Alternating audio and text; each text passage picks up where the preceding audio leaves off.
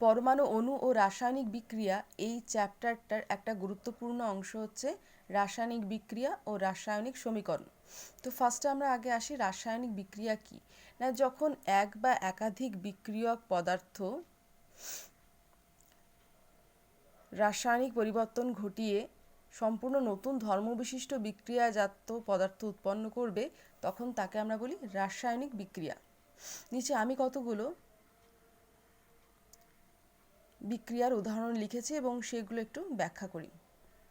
যেমন ধরো প্রথম উদাহরণটা কি, এখানে H2 আর O2, আপাতত এইগুলো ভুলে যাও, ঠিক আছে? এটা নিয়ে আমি একটু পরে বলছি। এ আগে 2 আছে না কত আছে সেটা ভাবতে হবে না, প্রথমে এটা খেয়াল করো যে H2 আর O2 মানে হাইড্রোজেন আর অক্সিজেন। যেহেতু এখানে একের থেকে বেশি বিক্রিয়ক, তাই মাঝে কি করতে হয়, যুক্ত চিহ্ন দিতে হয়, ঠিক আছে? তাহলে H2 প্লাস O2 এরা নিজেদের মধ্যে রাসায়নিক বিক্রিয়া ঘটিয়ে কি তৈরি করেছে, জল, H2O, ঠিক আছে? এবার কি করতে হয়, আচ্ছা এখানে আমি তীর চিহ্ন দিয়ে রেখেছি, শুধু যদি H2 আর O2 আর জল হয়, খেয়াল করো এগুলো ভুলে যাও, তাহলে ডান দিকে একটা অক্সিজেন, বাঁ দিকে দুটো অক্সিজেন। সেক্ষেত্রে বাম দিক ও ডান দিকের পরমাণু সংখ্যার তখনও সমতা বজায় ছিল না, সেক্ষেত্রে আমরা তীর চিহ্ন দেব। এবার সমতা বজায় করা হয়ে যাওয়ার পরে আমরা তীর চিহ্ন দিয়ে রাখতে পারি কিংবা সমান চিহ্ন দেব, ঠিক আছে? আমি এটা জেনারেল ফর্মে আপাতত তীর চিহ্ন দিয়ে রেখেছি, কিন্তু একবার ব্যালেন্স হয়ে গেলে আমরা তীর চিহ্নর বদলে সমান চিহ্নও বসাতে পারি, যে হাইড্রোজেন প্লাস O2।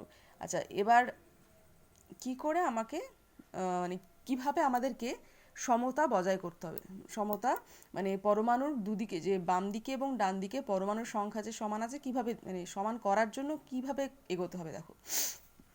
সেক্ষেত্রে বাম দিকে ডান দিকে একটা অক্সিজেন, বাম দিকে দুটো অক্সিজেন। তাহলে আমাদের কি করতে হবে, প্রথমেই অক্সিজেনকে ব্যালেন্স করার জন্য ডান দিকে আমি 2 বসিয়ে নিলাম। বসানোর ফলে কি হলো, ডান দিকে দুটো অক্সিজেন, বাম দিকেও দুটো অক্সিজেন, অক্সিজেন নেওয়ার চিন্তা নেই। কিন্তু হাইড্রোজেনটা কি হয়ে গেল, 2 দুগুণে 4টে হাইড্রোজেনের পরমাণু হয়ে গেল ডান দিকে। আর বাম দিকে সেক্ষেত্রে কি ছিল, দুটো হাইড্রোজেন ছিল, তো সেই জন্য আগে একটা 2 বসিয়ে দেওয়া হলো। তাহলে বাম দিকেও এখন 2 দুগুণে 4টে হাইড্রোজেনের পরমাণু, ডান দিকেও 4টে হাইড্রোজেনের পরমাণু, বাম দিকেও দুটো অক্সিজেনের পরমাণু, ডান দিকেও দুটো অক্সিজেনের পরমাণু, ঠিক আছে? একবার ব্যালেন্স হয়ে গেলে, সমতা বিধান করা হয়ে গেল দুপাশে, আমরা তীর চিহ্নর বদলে সমানও বসাতে পারি, ঠিক আছে? তাহলে এটা একটা রাসায়নিক বিক্রিয়া, প্রথম রাসায়নিক বিক্রিয়া। দ্বিতীয় রাসায়নিক বিক্রিয়াতে এবার আসি। এখানে আমরা কি দেখছি, Na2CO3, এটা কি, সোডিয়াম কার্বনেট। সেই সোডিয়াম কার্বনেটের সাথে কার বিক্রিয়া ঘটানো হয়েছে, HCl এর, ঠিক আছে? হাইড্রোক্লোরিক অ্যাসিডের। এটাকে আমরা হাইড্রোজেন ক্লোরাইডও বলতে পারি বা হাইড্রোক্লোরিক অ্যাসিডও বলতে পারি। তো এই সোডিয়াম কার্বনেটের সাথে যখনই হাইড্রোক্লোরিক অ্যাসিডের বিক্রিয়া ঘটানো হলো, কি উৎপন্ন হলো, সোডিয়াম ক্লোরাইড, NaCl। আপাতত আমি আগে বলছি ব্যালেন্সগুলোর দিকে, এই যে বাম দিকের এগুলোকে বলে আণবিকতা, ঠিক আছে?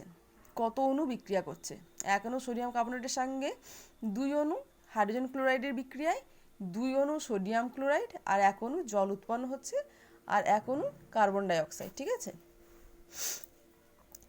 1 অণু সোডিয়াম কার্বনেট আর 2 অণু হাইড্রোজেন ক্লোরাইড বিক্রিয়া করে 2 অণু সোডিয়াম ক্লোরাইড, 1 অণু জল আর 1 অণু কার্বন ডাইঅক্সাইড উৎপন্ন করছে।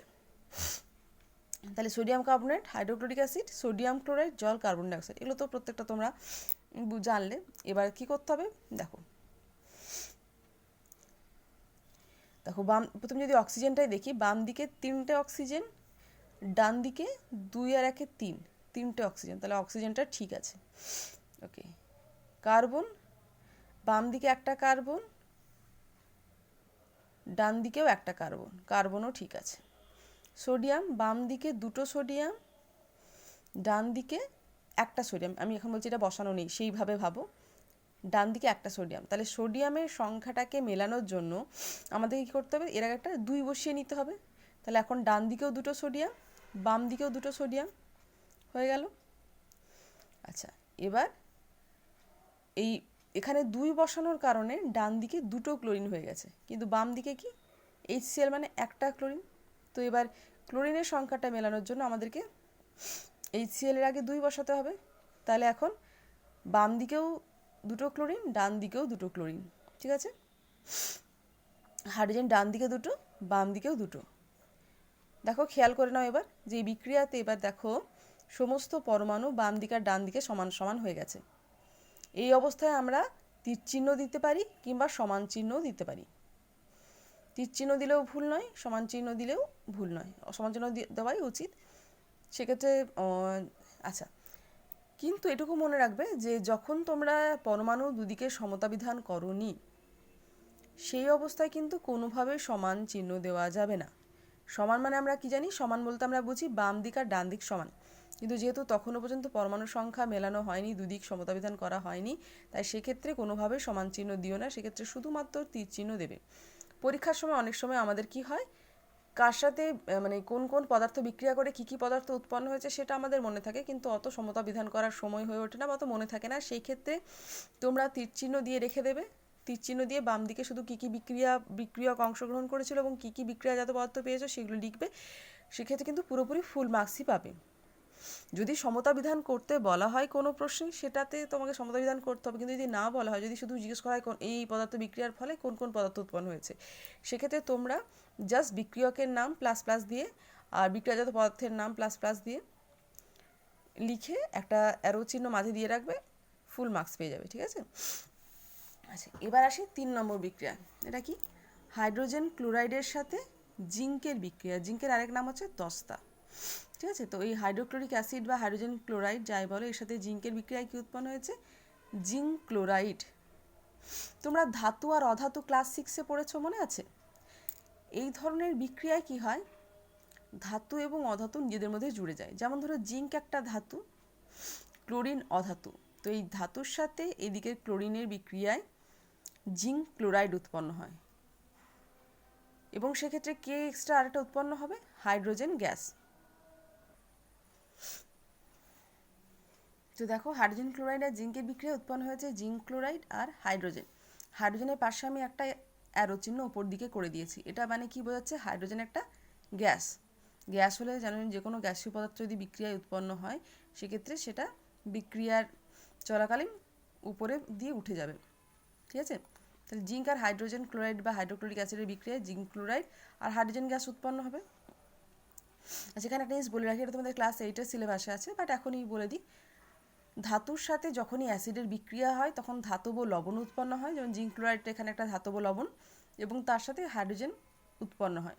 তবে একটা তড়িৎ রাসায়নিক শ্রেণী আছে, সেখানে দেখা যায় যে যদি আমরা হাইড্রোজেনের উপরে যে সমস্ত ধাতুগুলো রয়েছে তাদের সাথে যদি হাইড্রোজেনের বিক্রিয়া হয় তাহলে হাইড্রোজেন গ্যাস উৎপন্ন হয়। সেক্ষেত্রে সেই সমস্ত ধাতুরা ওই হাইড্রোজেন ঘটিত যে যৌগ সেখান থেকে হাইড্রোজেনটাকে সেপারেট করে দেয়। ঠিক আছে? এটা পরে তোমরা ক্লাস 8-এ আরও ডিটেলসে পাবে। একই রকমভাবে তোমরা দেখো ক্যালসিয়াম অক্সাইডের সাথে হাইড্রোক্লোরিক অ্যাসিডের বিক্রিয়ায় ক্যালসিয়াম ক্লোরাইড আর জল উৎপন্ন হয়েছে। ক্যালসিয়াম একটা ধাতু আর ক্লোরিন একটা অধাতু। তাহলে ক্যালসিয়ামের সাথে ক্লোরিনের বিক্রিয়ায় CaCl2 এই ধাতব লবণটি তৈরি হয়েছে, আর হাইড্রোজেন আর অক্সিজেন মিলে জল উৎপন্ন হয়েছে। আমি আর ব্যালেন্স নিয়ে কিছু বলছি না, অলরেডি তো 3টে বিক্রিয়ার মধ্যে ব্যালেন্স নিয়ে তোমাদেরকে 2 বিক্রিয়ার মধ্যে আলোচনা করেছি। আশা করি এবার তোমরা পারবে নিজেরা করতে।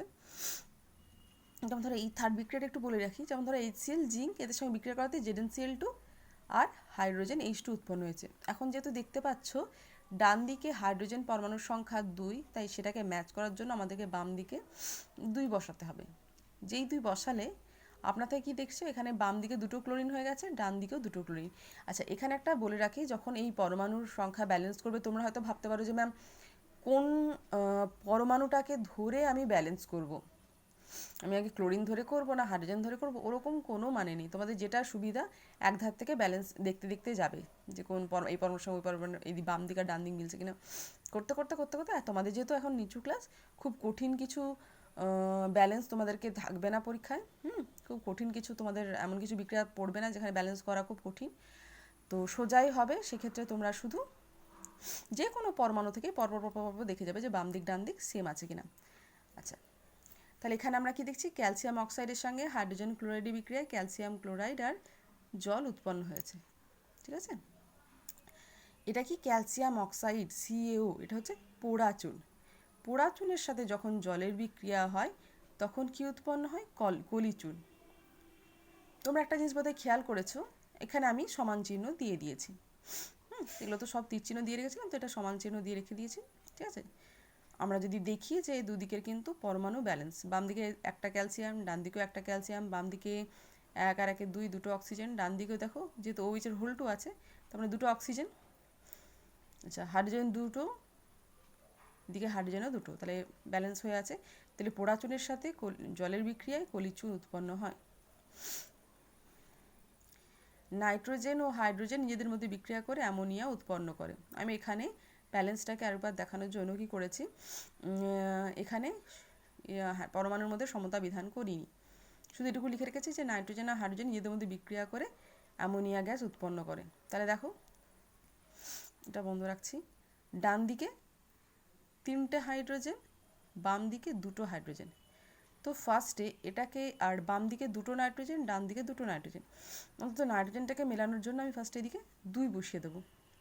যেই 2 বসিয়ে দেবো তাহলে 2টো নাইট্রোজেন তো মিলে গেল, কিন্তু এদিকে ডান দিকে হয়ে যাবে 2 3 6টা হাইড্রোজেন। তাহলে বাম দিকেও আমার 6টা হাইড্রোজেন দরকার, তার মানে এর আগে আমাকে কী করতে হবে, 3 বসাতে হবে।